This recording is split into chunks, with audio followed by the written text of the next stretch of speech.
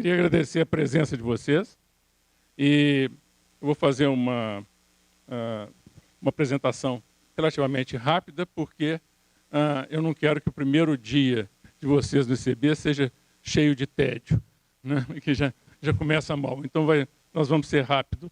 E o que eu quero enfatizar aqui é o fato de que a ciência não é um corpo de conhecimento, nem uma atividade como a pesquisa científica, mas é uma maneira de pensar cientificamente. Ela é simplesmente uma maneira de nós pensarmos e questionarmos o mundo que nos cerca. Então, a ciência é uma maneira de ser.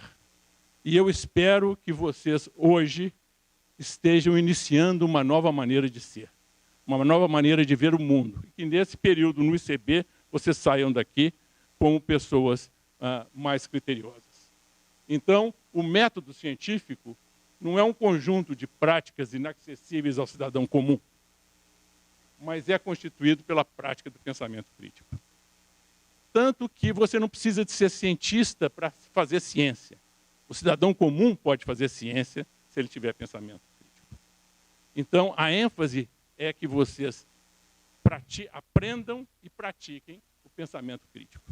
E o que vem a ser o que eu chamo de pensamento crítico? O pensamento crítico ele tem duas etapas. A primeira é a mente aberta. Você tem de receber tudo. E a segunda, a atitude cética, que você recebe tudo, mas acredita em muito pouca coisa. Então, se vocês que acabaram de fazer vestibular, alguns de vocês, da graduação, vocês vão notar que isso aqui tem uma certa analogia com uma coisa, que é o quê? A evolução por seleção natural. A evolução por seleção natural ela começa com uma mutação, que é o acaso, você tem inúmeras mutações, e vem a seleção natural e escolhe as mutações. E isso é o pensamento crítico. Você abre a sua mente a várias ideias e aí você vai selecionar daquelas ideias aquela que tem uma certa capacidade de sobreviver e de se reproduzir dentro da sociedade. Então, a ciência, como maneira de pensar, é a ferramenta intelectual mais poderosa que nós temos para humanizar o mundo. O mundo não foi feito para o homem, mas nós temos de ter uma visão humanista do mundo. E nosso principal compromisso é com o próximo, com outro humano. Então nós queremos humanizar o mundo e entender o mundo da maneira humana, a nossa experiência. Então, a ciência é aquilo que vai transformar. Vocês imaginam o homem primitivo vivendo na caverna? Tinha uma tempestade, um trovão. O que isso é? Ele vivia num mundo misterioso, um mundo onde havia uma escuridão de conhecimento. As mulheres, o pessoal plantava, de repente tinha uma praga e destruía toda a plantação. Por que isso aconteceu? Uma criança nascia mal formada, por que isso aconteceu? Então, era total escuridão. Então, era um mundo assombrado por demônios e por deuses. E aí vem a ciência como sendo aquilo que vai iluminar essa escuridão e vai permitir que o mundo, aos poucos, revele todos os seus segredos. E é isso que a gente tenta fazer aqui dentro. E eu vou, para tornar isso aqui menos enfadonho, espero, voltar um pouquinho atrás numa descrição histórica. Vou falar sobre uma guerra, que é a Guerra dos 100 Anos, que foi de 1337 a 1453. Isso aqui já te dá, inclusive, uma pegadinha. A Guerra dos 100 Anos durou 116 anos. Isso parece coisa de pergunta de prova. Quanto tempo durou a Guerra dos 100 Anos? Né? Então, todo mundo responde 100, não, é 116. E foi uma guerra entre a Inglaterra e a França. E esse período, entre 1337 e 1453, você nota que nós estamos chegando do início da Idade Moderna. A Idade Moderna a gente usa os marcos, alguém usa a queda de Constantinopla, outros usam a descoberta da América, em 1492, né? Mas você vê que o final da guerra está bem próximo do início da Idade Moderna. Mas esse período é o período do apogeu da cavalaria medieval. Obviamente, todo mundo gosta das ideias dessas sociedades medievais, tanto que a série Game of Thrones e a série do Star Wars são todas sociedades basicamente medievais, né? Então, todo mundo gosta delas. As pessoas usam armaduras, o Darth Vader usa armadura, né? E termina perto do começo do Renascimento. E essa guerra foi uma guerra, como todas... Provavelmente, quando ela terminou, ninguém sabia por que ela começou. Mas, porque depois de 116 anos, é preciso ter uma memória muito boa para lembrar, né? O rei da França, basicamente, em 1328, morreu e não deixou um filho homem. Então, de acordo com as leis de transmissão, seria o outro homem da família. Vocês notam que é uma sociedade bem sexista, né? O outro homem da família mais próximo dele, que era o rei da Inglaterra. E isso gerou um problema. O pessoal da França não queria ter o rei da Inglaterra como rei da França. Então, eles falaram, não, nós vamos pegar um francês. E pegaram um primo do rei. Esse sujeito chamava-se Philippe de Valois. E ele, então, se tornou o rei da França, mas quando ele tinha medo do rei da Inglaterra, tinha mais direito ao trono que ele, e a primeira coisa que ele fez foi tomar todas as terras que a Inglaterra tinha no território francês. Aí começou a guerra. Aí não dava para aturar. E, então, a guerra se iniciou. E, ao longo dos anos, vocês imaginam, 116 anos, um monte de batalhas. Algumas a França ganhou, outras a Inglaterra ganhou. Um evento importante foi a Batalha de Agincourt, porque se tornou uma peça do Shakespeare. Eu não sei quem gosta de Shakespeare, mas a peça chama-se Henrique V, e é a história da Batalha de Agincourt. E a Inglaterra venceu essa batalha e parecia que a Inglaterra estava ganhando o jogo, né, nessa altura do campeonato, mas aí ele subitamente morreu, como o pessoal de vez em quando morria, subitamente, e houve um desenvolvimento, não, quando morria assim, subitamente, em idade jovem, né, que eu quis dizer. Hoje em dia a gente demora para morrer, espero bastante, né? E houve um desenvolvimento do lado francês que foi Joana d'Arc. Joana d'Arc é uma figura interessantíssima. Ela nasceu em 1412 e, por volta dos 13 anos, ela começou a ter alucinações e ouvir vozes, que diz ela que eram dos arcanjos São Miguel e de outros santos. E essas vozes deram a Joana d'Arc, que era uma menina de 13 anos de idade, que não sabia ler e escrever, mas que era muito religiosa, e 4 missões. Uma delas é acabar com o cerco de Orleans, que o pessoal da Inglaterra estava fazendo na França, e a outra levar o novo rei para ser coroado em Reims. E ela saiu sozinha e procurou o rei da França, encontrou ele num castelo, e ela foi então interrogada para saber se ela era uma pessoa séria. Imediatamente fizeram um exame para ver se ela era virgem. Eu não sei o que tem uma coisa a ver com a outra, mas, vocês já notam que existe um probleminha de feminismo nessa história. Né? E foi interrogada e, finalmente, o rei permitiu que ela se juntasse ao exército e deu para ela uma armadura com as palavras Jesus e Maria, e ela se uniu aos soldados franceses na cidade de Orleans, que estava sendo sitiada pelos ingleses. E ali ela lutou ao lado deles, e a principal coisa que a Joana fez foi dar moral para os franceses. Os franceses estavam com a moral na lama, e ela deu moral. Eles sentiram que Deus estava do lado deles, né? E eles, então, ela conseguiu terminar o cerco de Orleans, e depois ela levou o rei para ser coroado.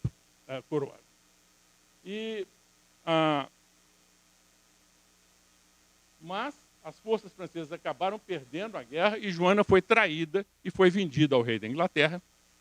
E aí aconteceu uma coisa muito interessante. O que eles iam fazer com aquela mulher? Aí eles chamaram um tribunal para julgá-la como bruxa. E ela foi acusada e julgada por feitiçaria.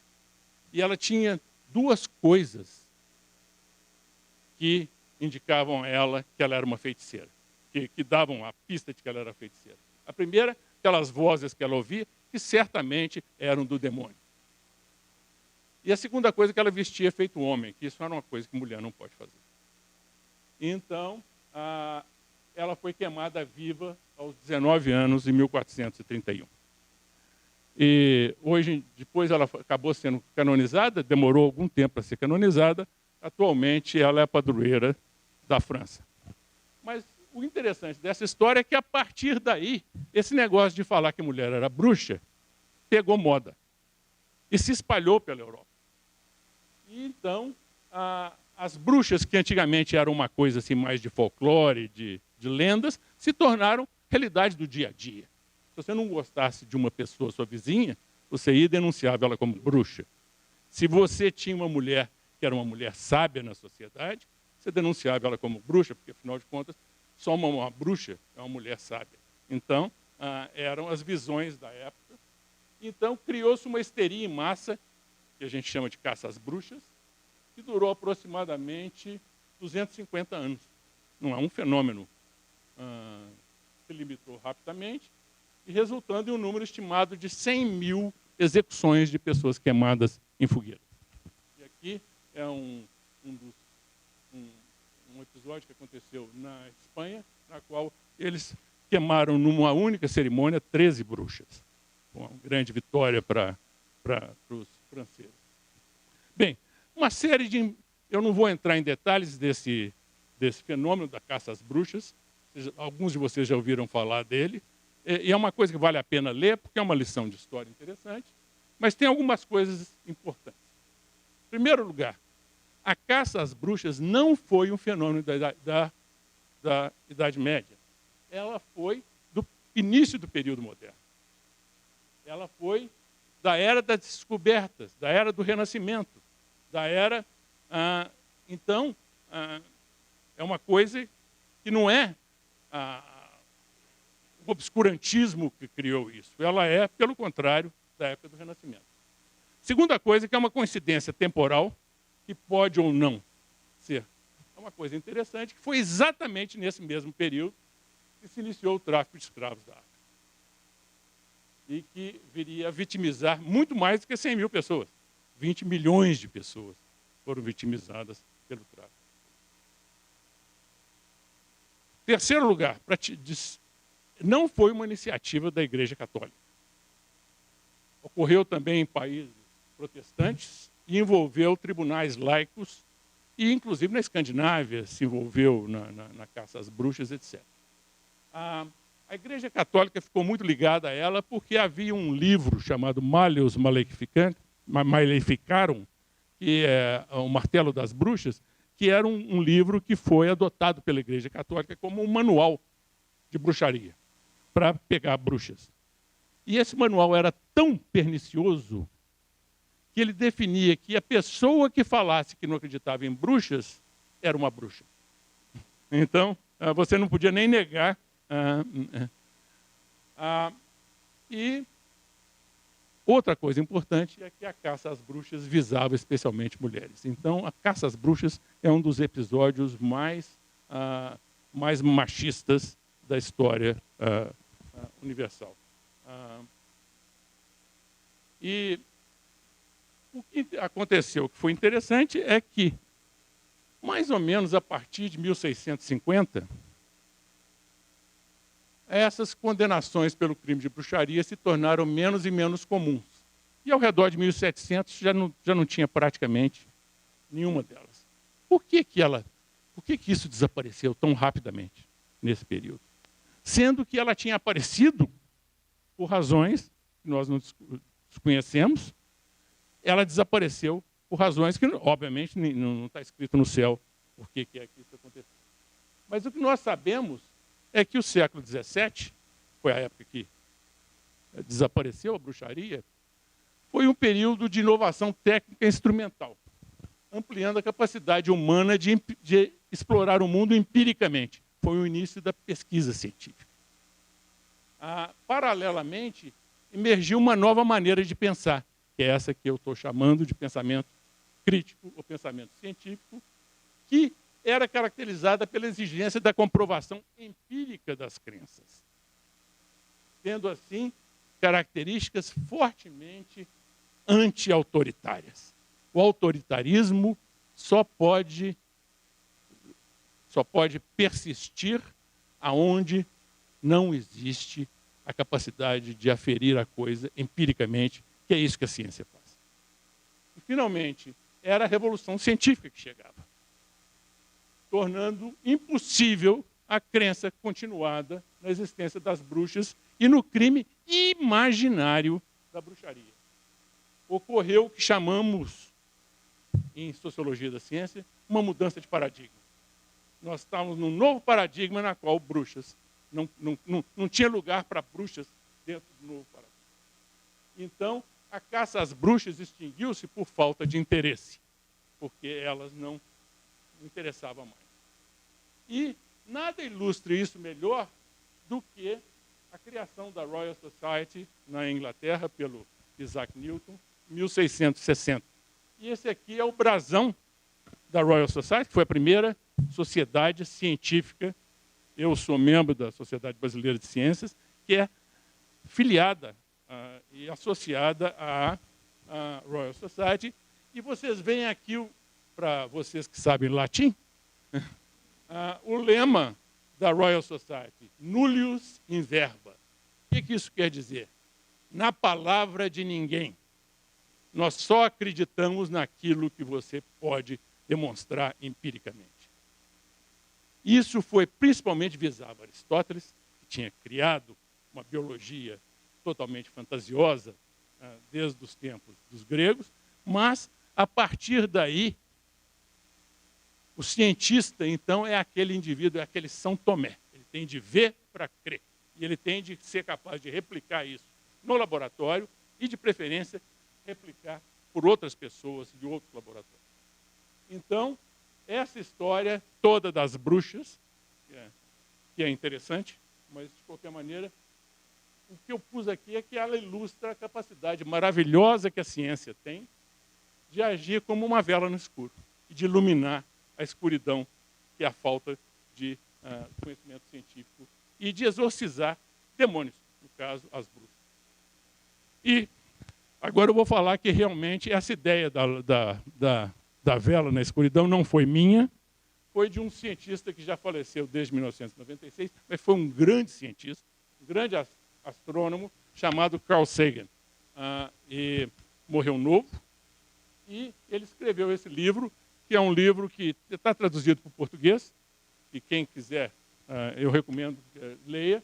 Então ele fala aqui sobre o mundo assombrado por demônios e ciência como uma vela na escuridão. Então, foi daí que eu tive a ideia. Então, eu não estou plagiando o Carl Sagan, eu estou simplesmente me referindo a ele, citando o Carl Sagan. E o Carl Sagan, ele dedicou a vida dele à divulgação da ciência para a sociedade e à luta contra o obscurantismo, a pseudociência e a anticiência. Existe a pseudociência e existe a anticiência. São todos inimigos nossos. Ele enfatizou o papel da ciência com uma maneira de pensar criticamente, que é a mesma maneira que eu tenho, e isso extrapola os limites que a gente dá. Todo mundo, quando você fala em ciência para a sociedade, eles pensam que ciência é coisa que cientista faz. Eles jamais pensam que ciência é uma coisa que toda a sociedade pode fazer. Então, ciência é uma coisa do... E se você parar para pensar, se você puser a metodologia científica no seu dia a dia, você vai ter o que a gente chama de uma cidadania responsável. Você vai se tornar um cidadão que é responsável, que sabe votar, que sabe se comportar dentro da sociedade. E uma outra coisa que é importante, então, é que o Sagan via aquelas coisas importantes da ciência. No âmago da ciência, deve haver o equilíbrio entre a abertura mental e a disciplina de submeter as nossas noções a um escrutínio cético, que é aquilo que eu estava chamando de pensamento crítico. Nenhum cientista. Então, vocês veem já, é impossível você ser dogmático e ser cientista. Se alguém algum dia falar assim, eu estou fazendo esse experimento para provar isso, isso, isso aqui, você sabe que ele não é cientista. Ele está fazendo cientista para testar uma hipótese a respeito disso, nunca para provar. Quem quer provar não é o cientista. Então, isso nos leva a uma coisa que as pessoas às vezes não entendem, que a ciência, ela, ao mesmo tempo que ela abraça a mudança, ela é conservadora, ela resiste à mudança. E a ideia é a seguinte, você tem um cânone científico, você vive e acredita nele. E esse cânone científico vai ser mudado, mas vai ser mudado apenas por aquelas coisas que são muito importantes para mudá-lo. Não é qualquer coisinha que vai mudar o cânone da ciência. Então, às vezes as pessoas falam assim, minha área que é genética, né? Mendel, por exemplo, em 1865, publicou aquilo, ninguém ligou para o Mendel. Mas por quê? Porque o mundo não estava pronto para as ideias do Mendel. Não é? A ciência realmente tende a resistir a isso. Porque se chegar qualquer porra louca de um fradezinho lá na Tchecoslováquia e publicar um livro, a ciência não vai mudar. A ciência tende a resistir a isso, ela tende a resistir a tudo. E, infelizmente, a gente gostaria que todas as bruxarias tivessem sido extintas no século XVII. Mas nós temos algumas bruxarias que persistem no século XXI. Por exemplo, o machismo, que nós já vimos que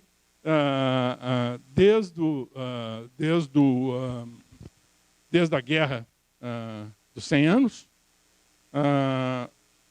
o próprio episódio das bruxas foi o início do chauvinismo, e então, assim como as bruxas eram um crime imaginário, as ideias do machismo de que os homens são superiores às mulheres e que as mulheres são simplesmente aceitas na sociedade como objetos sexuais, etc., etc., são todos imaginários.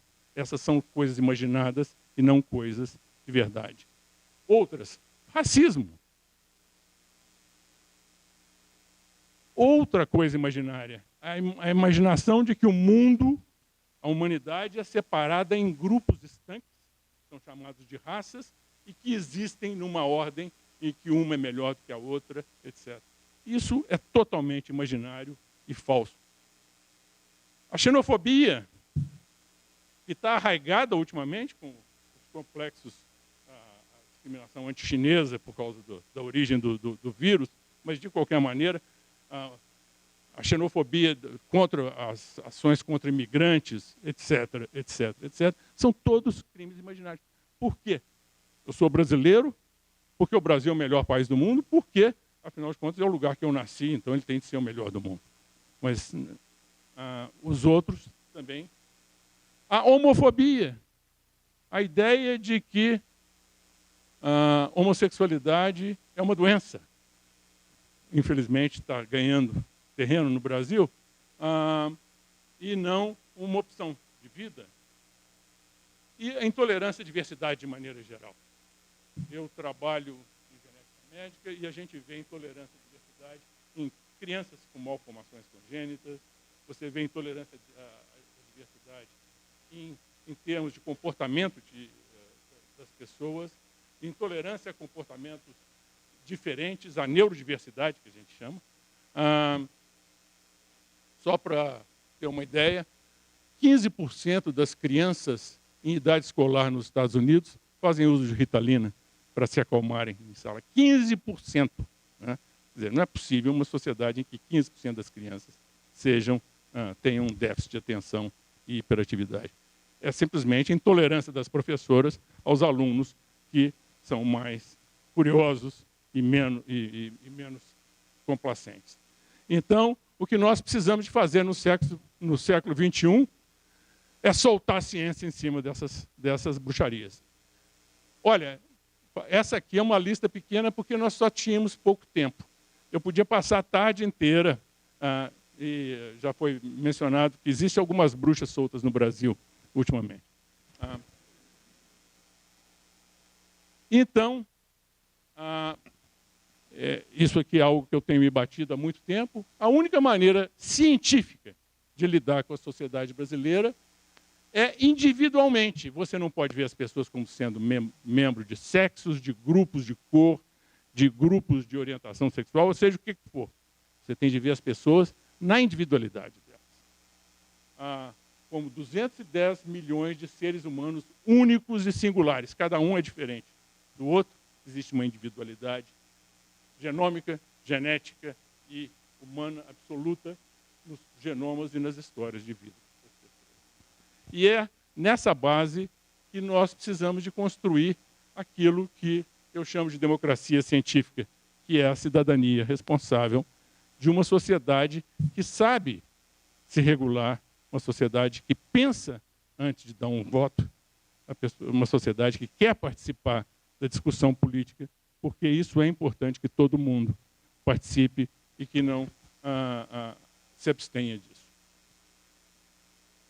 Um dos meus ídolos, eu sou de uma época que nós tínhamos ídolos científicos, ídolos, um dos meus ídolos é o William Oswald. Aliás, eu acho que vale a pena para vocês. Não tem nada de errado ter ídolos, né? Melhor você ter um ídolo como William Oswald do que algum jogador de futebol ou cantor. E ele, que era o pai da medicina moderna, viveu no início do século XX. Quanto maior a ignorância, maior o dogmatismo. E esse é talvez a pior bruxa que nós temos a enfrentar. É o dogmatismo. Vocês estão agora na universidade, vão ficar aqui 4 anos. Na universidade, vocês vão ter inúmeras questões não respondidas. É lógico, nós não temos resposta para tudo, então muitas das questões vão ficar sem ser respondidas. Isso não tem problema. O que é intolerável são as respostas não questionadas. E isso, a resposta não questionada é o dogmatismo, e é isso que vocês têm de evitar. Bem-vindos ao ICB. Muito obrigado.